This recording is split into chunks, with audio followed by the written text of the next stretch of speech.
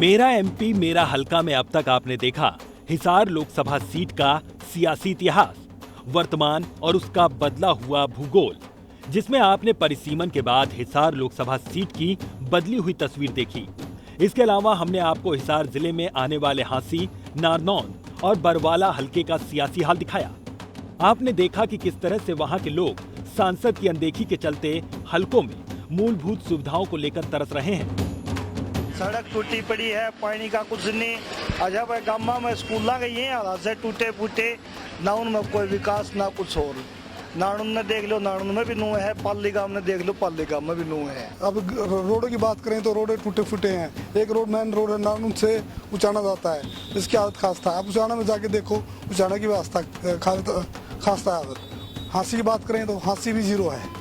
ठीक है, रोडों की बात तो ये है। और बात रही रोजगार की, रोजगार में सबसे ज्यादा बेरोजगारी हिसार में आती है।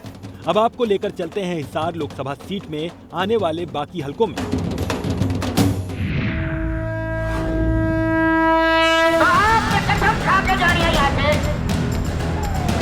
सरकार उसकी बनेगी।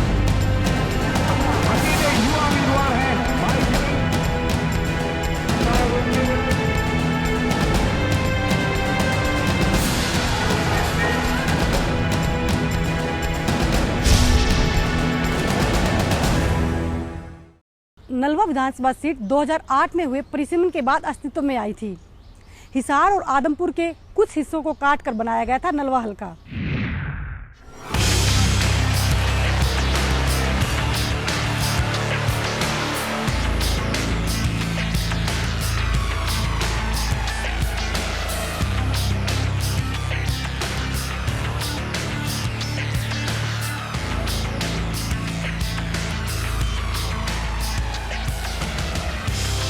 नलवा हिसार जिले में आने वाली एक ऐसी विधानसभा सीट जो परिसीमन के बाद अपने अस्तित्व में आई। 2008 की परिसीमन में आदमपुर और हिसार के कुछ हिस्सों को मिलाकर बनाया गया नलवा विधानसभा क्षेत्र।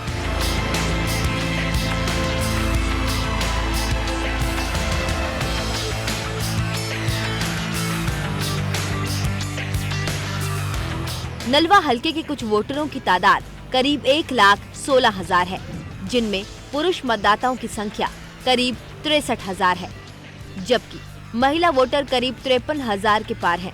परिसीमन के बाद पहली बार अस्तित्व में आई नलवा विधानसभा सीट पर 2009 में मुकाबला बेहद दिलचस्प था।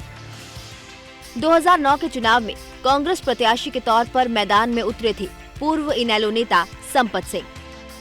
संपत सिंह इस चुनाव में 38,138 वोटों के साथ विजयी रहे। चुनाव में मुकाबला करने के लिए हजका से उतरी पूर्व मुख्यमंत्री भजनलाल की पत्नी जसमा देवी महज 27,237 वोटों पर सिमट कर रह गई। तीसरे नंबर पर रहे इंडियन नेशनल लोकदल के रणबीर सिंह। रणबीर सिंह केवल 21,799 वोट ही हासिल कर पाए। नलवा के विधायक संपत सिंह का दावा है कि उनकी पुरजोर कोशिश के चलते यहां पर विकास का बयार बह रहा है।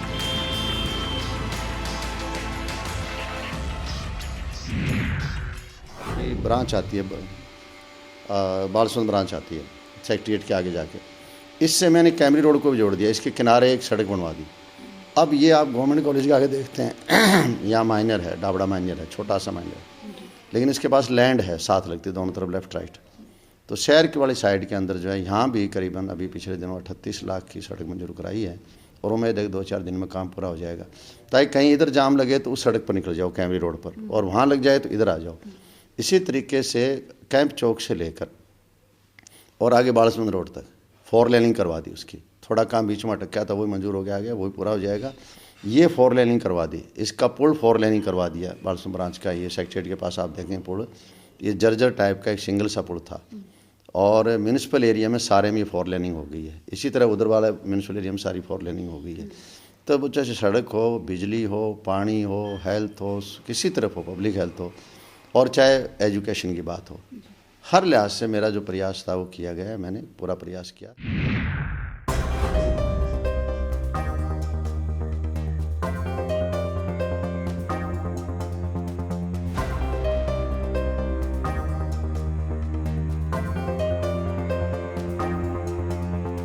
विधायक संपत सिंह की माने तो उन्होंने अपने हलके में विकास की झड़ी लगा दी है। पानी की समस्याओं को पूरी तरह से दूर कर दिया है।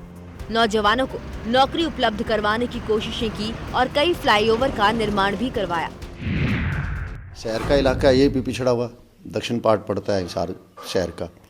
ये भी पहले हिसार शहर में होता था, अब हम बैठे हैं ये भी मेरी कॉन्स्टिट्यूंसी पड़ता है। 4 वार्ड पड़ जाते हैं लगभग। ये आज़ाद नगर का एरिया 47 कॉलोनियाँ हैं, सारी अनऑथराइज थी। कोई सड़क नहीं थी, कोई सीवरेज नहीं था, पानी नहीं थी, बिजली नहीं थे, पार्क नहीं थे, कोई कम्युनिटी सेंटर नहीं था, एंटरटेनमेंट सेंटर नहीं था, स्पोर्ट्स सेंटर नहीं था, बुरे हालात थे। इसी तरह गांव का ये जमुना का और भाखड़ा का अंतिम छोर पड़ता है एरिया का, तो पानी जाता नहीं था। तो लोग धरने पर बैठते थे पीने के पानी के लिए, सिंचाई का दूर की बात है। पहले सबसे पहले मेरे दिमाग में आई कि पानी की समस्या दूर करूँ। इसलिए 13 मार्च 2011 को मैंने हुड्डा साहब को, मुख्यमंत्री जी को बुलाया और आज़ाद नगर में यही रैली की। उसका नाम मैंने जल रैली रखा। जल से संबंधित समस्याएं सारी उठाई। और आज मुझे खुशी है कि जल से संबंधित केवल नहरों से संबंधित लगभग 225 करोड़ के प्रोजेक्ट उन्होंने मेरे मंजूर किए, जिन पर काम तेज़ी से चल रहा है। उसमें से मैं ये कह सकता हूँ 225 करोड़ रुपए तो खर्च हो चुके हैं, जिसमें करीबन 19-20 तो नहरों की रिमॉडलिंग है और मेरे ख्याल में 130-35 खाड़े हैं जिनकी रिमॉडलिंग है। लगभग सारा काम ये हो चुका है कि 2-4 प्रोजेक्ट्स पर कोई काम रह रहा है वो बीच में, और वो भी तेज़ी से चल रहा है, वो पूरा हो जाएगा। लेकिन अगर यहाँ के लोगों की राय माने तो ना ही यहाँ पर विकास की कोई बयार बह रही है और ना ही कोई खास काम हुआ है। सांसद ने कभी भी नलवा की ओर रुख नहीं किया ताकि वहाँ के लोगों से किसी मुद्दे पर कोई बात की जाए। कुछ भी नहीं कर रखा बंदोबस्त बताओ। कोई चीज की सुविधा कर रखी हो तो बताओ। मुंह पे कह देंगे इस बात में कि कोई शर्म की बात थोड़ी कोई है। आवाज तो वाकई नहीं की हाँ भाई साहब ये करूंगा वो करूंगा। निन्ना गेल ने उसने बनाया था रामकिशन ने, वो किमें करके गया ने, ई भी इसने बना दिया, इन किमें करिया ने। वो तो कह रहे हैं विकास की बने ब्याह ना किम्मे को नहीं करिया, किसी का भी 1 रुपया काम को नहीं करिया किसी का भी। इतने बच्चे हननदार है, पढ़े लिखे, कोर्स करोड़े वाकई नहीं की पेट का पट्टी बांध के मतलब समझ लो उन्हें पढ़ाए है लिखाए है। आज उन बच्चों का क्या हाल से भांडे मारते फिरनदारे हैं। 2.5 करोड़ रुपये तो पानी में वैसे भगा दिए। गलियों की बाबत में आए, स्वच्छ गांव का विकास के लिए आए। ये देखो गांव की नालियां और गलियां ये बनी, पानी की तरह वो बहा दिया। ठेकेदार संपत्ति का आदमी था, वो किसी का कया का भी नहीं मान रहे। गांव वाला ये कह रहे थे कि इस बनाओ, उस साइड से नहीं बनाई गई। मतलब कोई विकास वाली बात नहीं है हमारे गाँव। कुछ भी नहीं हुआ। क्या हुआ? एक पार्क नहीं है, कहीं बच्चों को रेस मारने के लिए जगह नहीं है, पानी नहीं है, खारा पानी आ रहा है, बिल्कुल ही कुछ भी नहीं है। डिग्गी पूरी खाली पड़ी है। जो नए बच्चे अभी कहाँ रेस पा रहे, रोड पे दौड़ते हैं तो पाँव में इधर तकलीफ होती है। अब ग्राउंड तो होना चाहिए ना, कुछ फायदा नहीं है।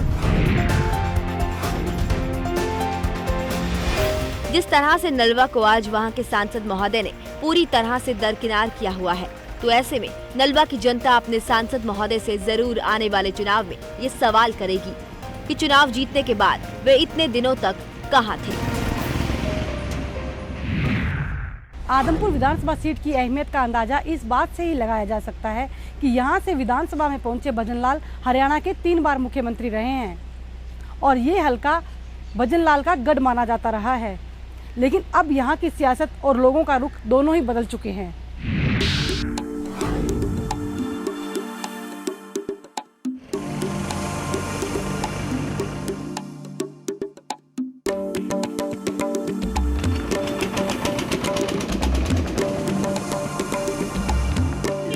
आदमपुर हिसार जिले में आने वाला एक ऐसा विधानसभा क्षेत्र जो काफी सुर्खियों में रहा है, क्योंकि यहां से चुनाव जीतने के बाद दिग्गज नेता भजनलाल 3 बार हरियाणा के मुख्यमंत्री बने। आदमपुर विधानसभा सीट पर शुरू से ही भजनलाल परिवार का दबदबा रहा है।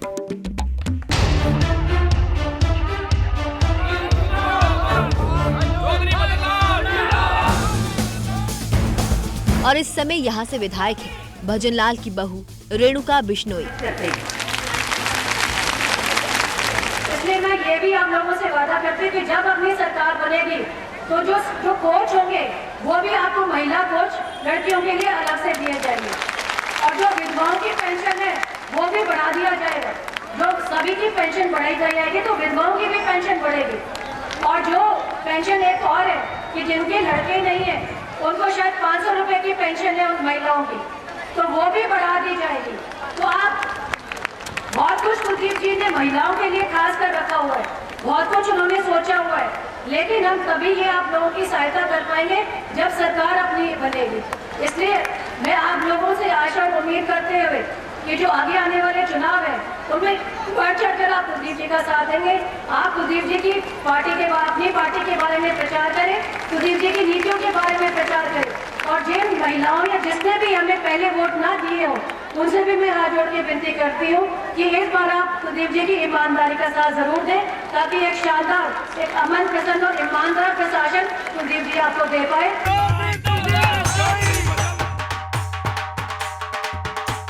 2009 के चुनाव में कुलदीप बिश्नोई ने कांग्रेस के जयप्रकाश को करीब 6000 वोटों के अंतर से हरा दिया था, लेकिन भजनलाल की आकस्मिक मौत के बाद खाली हुई हिसार लोकसभा सीट पर आदमपुर के विधायक और भजनलाल के बेटे कुलदीप बिश्नोई ने चुनाव लड़ा। कुलदीप बिश्नोई ने आदमपुर सीट को छोड़ने के बाद यहां से अपनी पत्नी रेणुका को उपचुनाव में उतारा। आदमपुर सीट पर हुए उपचुनाव में कांग्रेस प्रत्याशी कुलवीर बेनीवाल को 27,607 वोट मिले। इनेलो के उम्मीदवार राम सिंह बसवाना के खाते में 21,811 वोट पड़े। भजनलाल के निधन की वजह से आदमपुर जनता की सहानुभूति उनकी बहू रेणुका बिश्नोई के साथ थी। हरियाणा जनहित कांग्रेस के टिकट पर मैदान में उतरी रेणुका बिश्नोई ने कुलवीर बेनीवाल को 22,669 मतों के भारी अंतर से हरा दिया था। जिस प्रकार का विकास कार्य आप चाहते हैं, आप हासिल हल्के में चाहते हैं, और जिस प्रकार का विकास कार्य हम आपके लिए करना चाहते हैं, ये संभव तभी हो पाएगा जब मुख्यमंत्री आपका अपना, क्योंकि एमपी लैब में बहुत कम पैसा होता है। आप मैं समझती हूँ कि आपके हर गांव में, चाहे वो शहर हो चाहे गाँव हो, बहुत दुख तकलीफों को आप सबको सामना करना पड़ रहा है, और हम चाहते हुए भी हम वो आप सबके लिए उतना नहीं कर पाते जितना हम करना चाहते हैं। लेकिन मैं आपको विश्वास दिलाती हूँ और मैं आपसे वादा करती हूँ कि जैसे ही अपनी सरकार बनती है तो बिना किसी विलंब के आपके आदि इलाके के हर शहर में भी और हर गांव में बिना किसी विलंब के आप लोगों के विकास कार्य शुरू हो जाएंगे। ये मैं आप सबको पूर्ण तरीके से विश्वास दिलाती हूँ।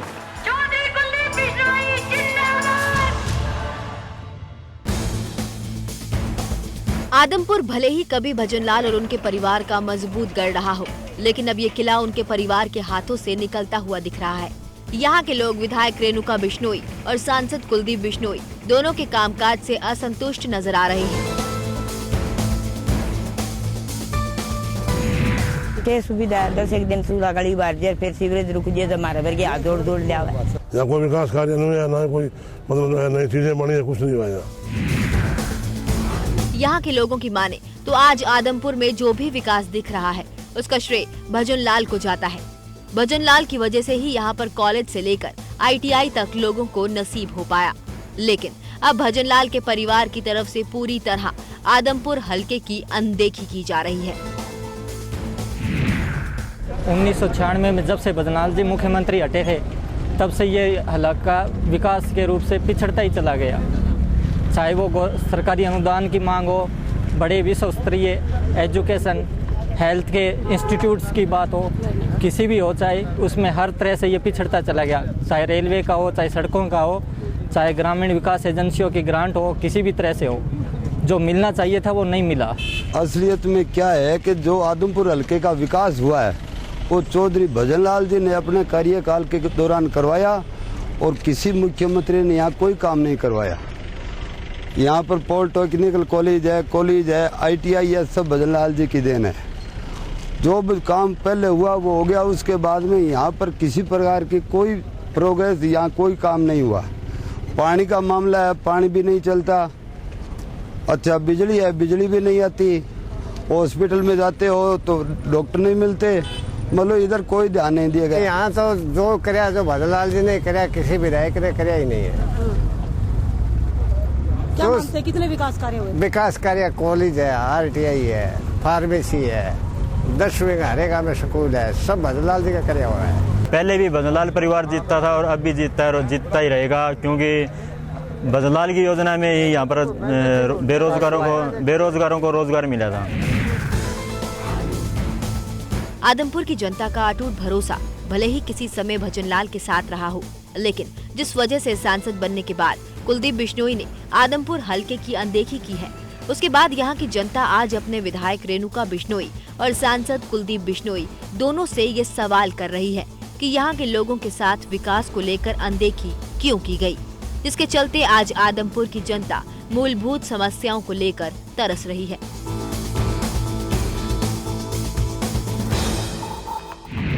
हिसार संसदीय क्षेत्र में आने वाले जींद जिले का एकमात्र हलका है उचाना। 2009 में यहां से ओम प्रकाश चौटाला ने चुनाव जीता था, लेकिन अब वे JBT भर्ती घोटाला के तहत जेल में है। पर यहां के विकास की बात की जाए तो यहां पर विकास के नाम पर कुलदीप बिश्नोई ने कुछ भी नहीं करवाया।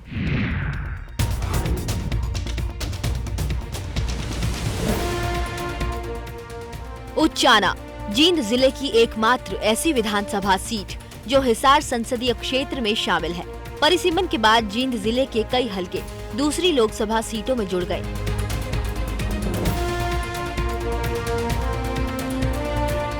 लेकिन उचाना हिसार लोकसभा सीट का ही हिस्सा रहा। परिसीमन से पहले उचाना हलके में कुल 35 गांव आते थे, लेकिन राजौंद हलके के टूटने के बाद उसका अधिकतर हिस्सा उचाना से जुड़ गया और अब करीब 67 गांव इस हलके में शामिल हैं, जिनमें कलायत हलके के भी कुछ गांव जो पहले से जींद जिले में आते थे वो अब उचाना का हिस्सा है। उचाना में मतदाताओं की संख्या करीब 1,55,000 है, जिनमें पुरुष मतदाताओं की तादाद 85,000 है, जबकि महिला वोटरों की संख्या 70,000 के करीब है। परिसीमन के बाद जब यहाँ पर पहली बार चुनाव हुआ तो उचाना के सियासी मैदान में कई दिग्गजों के बीच मुकाबला कांटे का था। 2009 के चुनाव में उचाना से कांग्रेस टिकट पर मैदान में थे दिग्गज नेता बीरेंद्र सिंह। बीरेंद्र सिंह को चुनाव में 62,048 वोट मिले, लेकिन मैदान में बाजी मारी इंडियन नेशनल लोकदल के सुप्रीमो ओम प्रकाश चौटाला ने। ओम प्रकाश चौटाला ने मात्र 600 वोटों की बढ़त के साथ बीरेंद्र सिंह को शिकस्त दे दी। चुनाव में ओम प्रकाश चौटाला को कुल वोट मिले थे 62,669। उचाना से विधानसभा चुनाव जीतने वाले ओम प्रकाश चौटाला JBT टीचर घोटाला में अदालत से दोषी करार दिए जाने के बाद जेल के अंदर चले गए। इसके अलावा यहाँ पर सांसद ने भी विकास को लेकर कोई खास दिलचस्पी नहीं दिखाई। को ग्रांट मिलती है उसके हिसाब से हमारे हल्के में कुल अब तक 2 साल के दौरान 1,90,000 रुपए ग्रांट आई है, जो कि करोड़ों में होनी चाहिए थी। हम विश्वास था कि ये कांग्रेस के खिलाफ होकर के उचाना हल्के के अंदर कुछ करेगा, लेकिन इसने कुछ नहीं किया। सांसद ने कोई विकास कार्य नहीं करवाया। सांसद एक बार बढ़ने के बाद दिखाई ही नहीं दिए। रैली धरने के लिए तो भेज देते हैं लोगों को, जाओ रैली में आदमी जुटाओ, लेकिन विकास कार्य कोई नहीं किया। कुलदीप बिश्नोई ने कुछ नहीं कराया। अच्छा, कुलदीप बिश्नोई ने कोई काम नहीं, कोई उद्यान नहीं, कोई बलिंदर ने नहीं। विकास कार्य उचाना में कुछ भी नहीं हुआ। पानी की व्यवस्था जो है ना वो भी खराब है, लाइट की व्यवस्था वो भी खराब है। आम जन को बड़ी परेशानी इस चीज़ में। अनाज मंडी के अंदर किसी तरह का कोई विकास नहीं है, सिर्फ कुछ भी विकास नहीं, किसी चीज़ का विकास नहीं, सब बिछड़ा सौदा है। कोई पानी का नहीं, कोई किसी गली का नहीं, बस इनका तो डला से बिठा दिए अच्छे तरीके।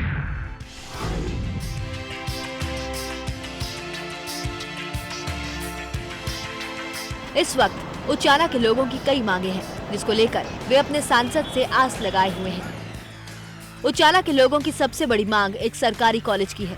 उचाना में एक भी सरकारी कॉलेज नहीं है। उचाना के किसान सालों से नहरी पानी की मांग कर रहे हैं। दिल्ली से पंजाब तक जाने वाली मुख्य रेलवे लाइन पर ओवरब्रिज की मांग भी अरसे से हो रही है। उचाना की सड़कों की स्थिति भी बदतर बनी हुई है। पानी की समस्या है, बिजली की समस्या है। बिजली 2 घंटे दिन में आती है, सिर्फ शाम को आती है। कोई बिजली नहीं, कोई विकास कार्य नहीं हो रहे हैं। सांसद अपने निजी कोष से भी कुछ नहीं दे रहा है। उचाना इसको जो भी उचाना एरिया आता है इसमें कुछ नहीं दे रहा है। कोई विकास करे नहीं किसी प्रकार का। बिजली की, पानी की, रोड की सारी समस्या है। रोडा में बड़े बड़े खड्डे हो रहे हैं, बहुत ज़्यादा व्हीकल चल नहीं सकते इस पर। कभी बीमार ले जाना हो तो टाइम पर नहीं पहुंच सकता बीमारी। रोड की सबसे ज़्यादा समस्या है।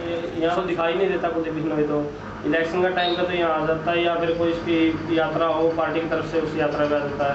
अचानक ये रोड इतने फुटे हुए हैं, चलने का कोई रास्ता नहीं है। बिजली पानी की समस्या बहुत ज़्यादा है, और सबसे बड़ी समस्या युवाओं को रोजगार भी नहीं मिल रहा है।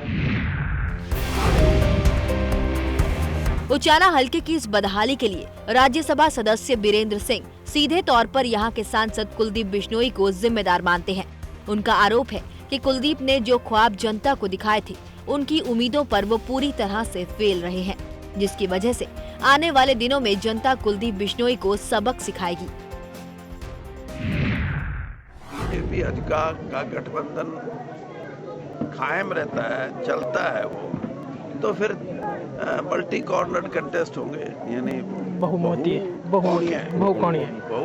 मुकाबले होंगे, क्योंकि आम पार्टी भी आएगी। हालांकि हरियाणा में अभी उसके पांव नहीं है, लेकिन शहरों में फिर भी उसकी थोड़ी बहुत प्रेजेंस है। उन्होंने उचाना की तरफ कोई विशेष ध्यान नहीं दिया। मेरी तो जानकारी में कोई ऐसा गांव या पंचायत या कोई सार्वजनिक काम पे उन्होंने मेरे ख्याल में लाख रुपए भी ग्रांट की खर्च नहीं किए होंगे। तो मैं समझता हूँ कि उनका इलाके से कोई ज़्यादा 2-4 दौरों को लेकर उनकी पत्नी के दौरान उनका, उसके अलावा उनका कोई खास योगदान उचाना के विकास में नहीं।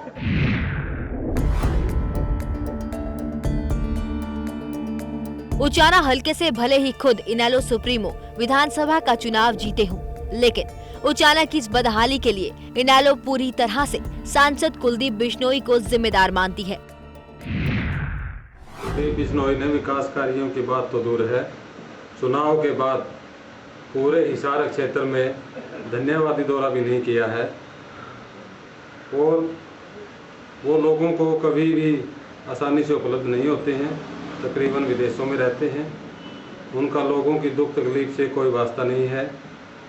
विकास कार्यों की जहाँ तक बात है, सांसद महोदय ने कभी भी किसी भी हलके में आकर के लोगों के बीच में ये बात नहीं रखी कि मैं अपने सांसद को से कुछ विकास करा सकता हूँ, आपकी जो मांगे हमें बताइए, लेकिन वो कभी लोगों के बीच में नहीं आती।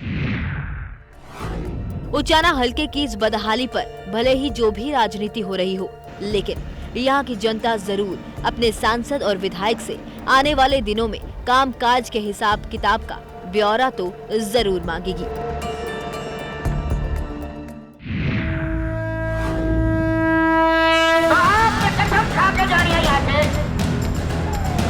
सरकार उसकी बनेगी।